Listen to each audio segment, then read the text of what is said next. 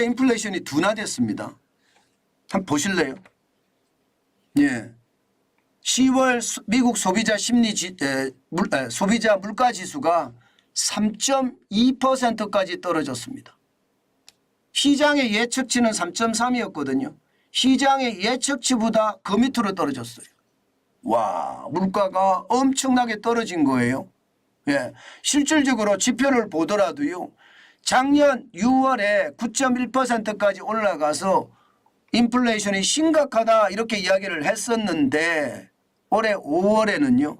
4%까지 빠졌다가 6월에 3.0%까지 떨어졌습니다. 물론 이제 기본적으로는 기저효과가 있었죠. 작년 6월에 9.1%였으니까 올해는 조금만 올랐었다 이런 뜻이 되는 겁니다. 그런데 7월에 말입니다. 3.2%가 올라가더니 9월에 3.7%가 올라가니까 시장이 발칵 뒤집어졌습니다. 진짜 놀랐거든요. 그러다가 10월에 다시 7월 수준으로 확 떨어진 거예요. 사실 8월, 9월 3.7%를 계속 유지했거든요.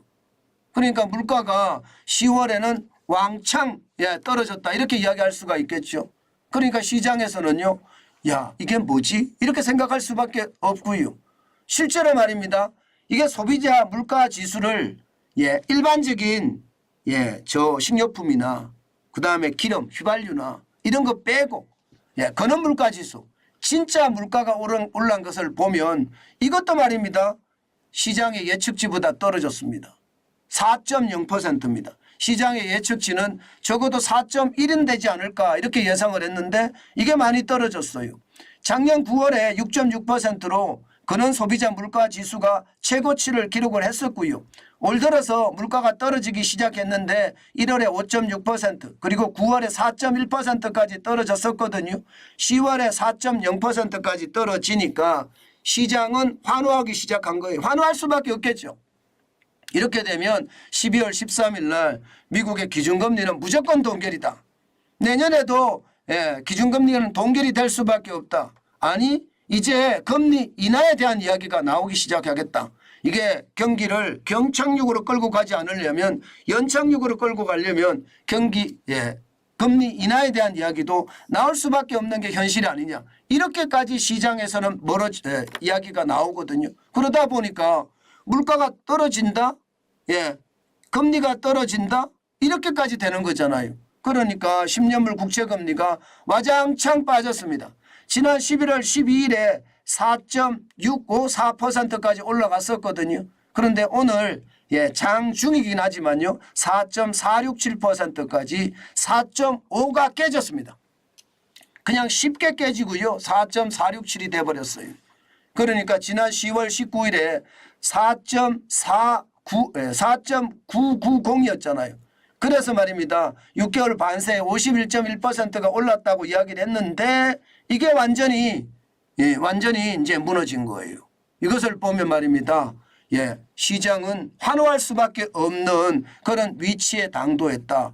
여러분도 그렇게 느껴지시지 않는가요? 아마 그렇게 느껴지실 겁니다. 시장은 진짜 환호했습니다. 나스닥 종합지수는 2.37% 폭등했습니다. 326.64를 기록했고요. 단숨에 14,094.38로 마감했습니다. 기술주 중심이잖아요. 나스닥이 기술주 중심이니까 이자에 굉장히 민감하거든요. 아무래도 빅테크 기업들은 돈을 많이 빌려서 창업을 했기 때문에 이자에 민감할 수밖에 없는데 이자가 안 올라간다니까. 이것은 기본적으로는 쭉 올라갈 수밖에 주가는 올라갈 수밖에 없다. 이런 이야기가 되는 거죠. 마찬가지로 말입니다. S&P 500 지수도 1.91% 급등했습니다. 84.15가 올라서 이게 4,500에 근접했어요. 4,495.70을 유지하고 있다는 것. 야, 이거 뭐 엄청나다. 여러분들도 그렇게 생각이 들죠? 대형주 중심의 S&P 500이 이 정도까지 올라간다는 것은요. 대세 상승기다. 이런 말도 할 수가 있습니다. 게다가 말입니다. 다우산업지수 블루칩 중심의 주가 지수도 1.43% 올랐습니다. 489.83이 올랐고요. 34,827.70까지 올라갔습니다. 이거 뭐 3만 5천이 멀지 않았다 이렇게 생각이 들 겁니다. 그만큼 말입니다. 예, 시장은요 물가가 떨어지니까 환호를 했다는 뜻이에요. 문제는요 기업 실적이 그만큼 받쳐줄 것이냐 하는 문제예요. 왜냐하면 우리가 반드시 봐야 되는데 예, 기업 실적이 받쳐줘야지 주가도 이제 계속 대세 상승기로 올라갈 수 있거든요. 그렇지만 마크 스피나겔 예, 유니버사 CIO죠. 체코 책임자 같은 경우는요. 기업 실적이 안 받쳐줄 거다. 왜냐하면 이게 받쳐주기가 쉽지 않은 게 대출금리가 워낙 셀 것 아니냐. 아니 국채금리가 4.5%까지 가는 와중에 기업들의 조달금리는 회사채를 발행을 했다면 그 금리를 과연 감당할 수 있겠느냐. 이런 얘기가 시장에서도 계속 나왔고요. 시장에서 계속 나오니까 시장의 위협은 더 커질 수밖에 없다. 왜? 실적이 그만큼 나타나지 않을 거니까. 이자에 대한 부담이 클 거니까. 때문에 시장이 지금 폭등하는 것에 대해서 너무 과도하게 생각해서는 안 된다.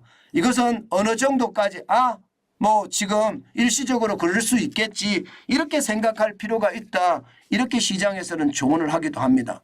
물론 오르는 것을 보면서 시장은요.